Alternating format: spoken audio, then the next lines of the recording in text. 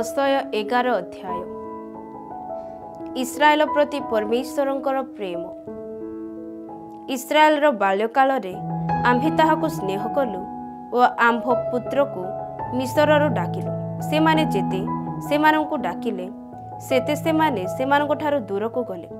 सेमाने बाल देवगणर उद्देश्य रे बलिदान कले और खदित प्रतिमा गण उद्देश्य रे धूप जलाइले। तथापि आम्भे इफ्रियम को चलिबा पई सिखाइलु। आम्भे सेमानंकु आपणा बाहुरे बहिलु। मात्र आम्भे जे सेमानंकु सुस्थ कलु एहा सेमाने जानिले नाही। आम्भे मनुष्यर बंधनी अर्थात प्रेमरज द्वारा सेमानंकु आकर्षण कलु और आम्भे सेमानंको कलपाटीरु जुआली उठाई नेबा लोकतुल्य हेलु। आम्भे सेमानंको आगरे खाद्य रखिलु। से मिस्र देश को फेरी जीव नाही, मात्र असुरीय ताहार राजा हेबो, कारण से फेरी आसिबाकू असमत हेला। पुणी सेमानंकर निज मंत्रणा सकाशु सेमानंकर नगर सकल उपरे खड्ग पड़िबो। ताहार अर्गल सकल को संहार करिबो और सेमानंकु ग्रास करिबो। आम्भर लोकमानंकर आम्भठारु विमुख हेबार प्रवृत्ति अछि। लोकमाने ऊर्ध्वस्थंक निकट को आसिबा पई सेमानंकु डाकिले हे केही ताहांकर प्रशंसा करे नाही। हे इफ्रियम, आम्भे कि रूपे तुम्भको त्याग करिबा? हे इस्राएल, आम्भे कि रूपे तुम्भको समर्पी देबा? आम्भे कि रूपे तुम्भको अदमारु तुल्य करिबा? आम्भे कि रूपे तुम्भको सबियम्र तुल्य रखिबा? आम्भ हृदय आम्भ अंतରରେ व्याकुल हेउछि। आम्भर विविध स्नेह एकत्र प्रचलित हेउछि। आम्भे आपण क्रोधर प्रचंडता सफल करिबा नाही। आम्भे इफ्रियम को विनाश करिबा पई फेरिबा नाही, कारण आम्भे परमेश्वर अटु, मनुष्य नहु। आम्भे तुम्भर मध्यवर्ती धर्मस्वरूप अटु। आम्भे नगर मध्यरे प्रवेश करिबा नाही। सेमाने सदा प्रभुंकर पश्चातगमन करिबे। से सिंह तुल्य गर्जन करिबे। आउ से गर्जन कले पश्चिम दिगरु संतान माने थरहर होई आसिबे।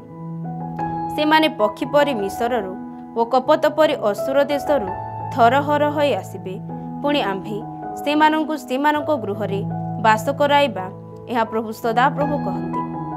इफ्राइम मिथ्या कथारे व इस्राएल वंशर प्रवंचनारे आम्भकु घेरुअछंती, मात्र जिहुदा एबे हे परमेश्वरंक सहित कर्तृत्व करुअछि व धर्मस्वरूपंक सहित विश्वस्त होई रहिअछि। होशय 12 अध्याय। इफ्राइम वायु भजन करे व पूर्वीय वायुर पछे पछे गमन करे। से सर्वदा मिथ्या कथा व उपद्रव वृद्धि करे व सेमाने असुरर सहित नियम करती व मिस्र को तैल बहाजाए। जिहुदा एवं इस्राएल विरुद्धरे परमेश्वरंकर अभियोग। आहुरी सदाप्रभुंकर व जिहुदा मध्यरे विवाद अछि। से जाकोब को ताहार आचरण अनुଯାयी दंड देबे, ताहार क्रिया अनुसारे से ताहाको प्रतिफल देबे। गर्भरे से अपना भ्रातार पाद मूल धरिला व वयप्राप्त समय से परमेश्वरंकर सहित युद्ध कला। हाँ, से दूत उपरे बलवान होई जय कला। से क्रंधन करी ताहांको निकटरे विनती कला। से बैथल रे ताहांको उद्देश्य पाइला। आउ सेठारे से आम्भमानक सहित कथा कहिला। सेही सदाप्रभु सैन्याधिपति परमेश्वर, सदाप्रभु ताहांकर स्मरणीय नाम। ए निमंते तुम्भे आपणा परमेश्वरंक निकट को फेर, दया व न्याय विचार पालन कर और सर्वदा तुम्भ परमेश्वरंक अपेक्षा था।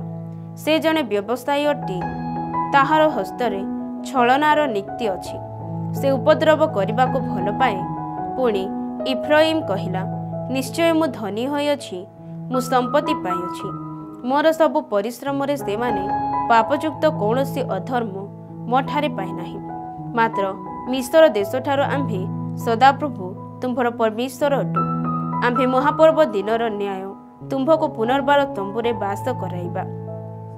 आउरी आम्भे भविष्यत वक्तागणक निकटरे कथा कहिअछु व आम्भे नाना दर्शनर वृद्धि पाई अछु। आहुरी आम्भे भविष्यत वक्तागणक निकटरे कथा कहिअछु व आम्भे नाना दर्शनर वृद्धि करिअछु। आउ भविष्यत वक्तागण द्वारा दृष्टांत कथा व्यवहार करिअछु। गिलियद की अधर्ममय से माने सर्वत भावे असार। गिलगल रे से माने वृष ବଳିଦାନ କରନ୍ତି, ହଁ କ୍ଷେତ୍ରସ୍ଥ ସିଆରର ଢିମ୍ପି ପରି ସେମାନଙ୍କର ଯଜ୍ଞବେଦୀ ଅଛି।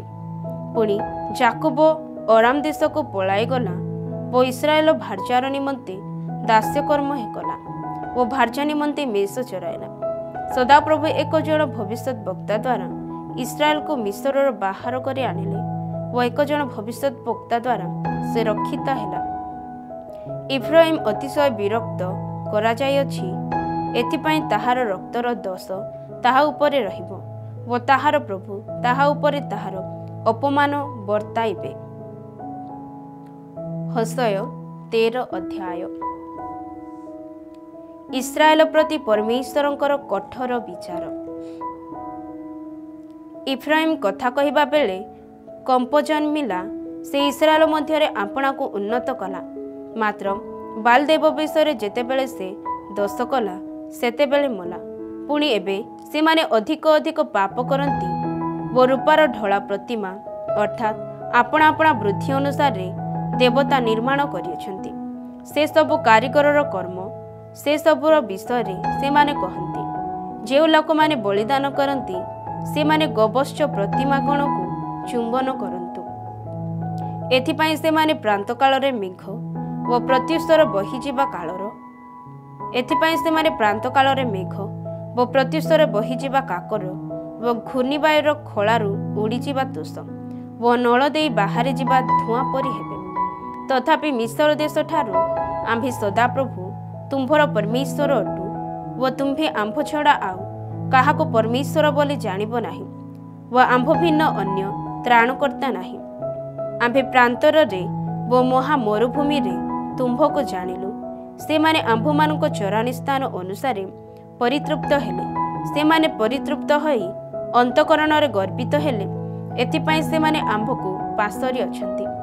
ଏଣୁକରି ଆମ୍ଭେ ସେମାନଙ୍କ ପ୍ରତି ସିଂହ ତୁଲ୍ୟ ହୋଇଅଛୁ। ଆମେ ଚିତାବାଘ ପରି ପଥ ପାର୍ଶ୍ୱରେ ଛକି ବସିବା। ଆମେ ଛୁଆହରା ଭଲ୍କ୍ୟୁ ପରି ସେମାନଙ୍କୁ ହାବୁଡ଼ିବା ଓ ସେମାନଙ୍କ ହୃଦୟ କୋଷ ବିଦୀର୍ଣ୍ଣ କରିବା। ଆଉ ସିଂହ ନ୍ୟାୟ ଆମ୍ଭେ ସେଠାରେ ସେମାନଙ୍କୁ ଗ୍ରାସ କରିବା। ବନ୍ୟ ପଶୁ ସେମାନଙ୍କୁ ବିଦୀର୍ଣ୍ଣ କରିବ। ହେ ଇସ୍ରାଏଲ, ତୁମ୍ଭେ ଯେ ଆମ୍ଭର ବିପକ୍ଷ, ତୁମ୍ଭ ସହାୟର ବିପକ୍ଷ ହୋଇଅଛ। ଏହା ତୁମ୍ଭର ସର୍ବନାଶର କାରଣ। ତୁମ୍ଭର ନଗର ସମୂହରେ ତୁମ୍ଭକୁ ରକ୍ଷା କରିବା ପାଇଁ ଏବେ ତୁମ୍ଭର ରାଜା କାହିଁ? ମୋତେ ରାଜା ଓ ଅଧିପତି ଗଣ ଦିଅ ବୋଲି ଯେଉଁମାନଙ୍କ ବିଷୟରେ ତୁମ୍ଭେ କହିଲ, ତୁମ୍ଭର ସେହି ବିଚାରକର୍ତ୍ତାଗଣ କାହାନ୍ତି? ଆମ୍ଭେ ଆପଣା କ୍ରୋଧରେ ତୁମ୍ଭକୁ ରାଜା ଦେଇଅଛୁ ଓ ଆପଣା କୋପରେ ତାହାକୁ ନେଇଯାଇଅଛୁ। ଇଫ୍ରାଇମ୍ର ଅଧର୍ମ ବନ୍ଧା ଯାଇଅଛି, ତାହାର ପାପ ସଞ୍ଚିତ ହୋଇଅଛି।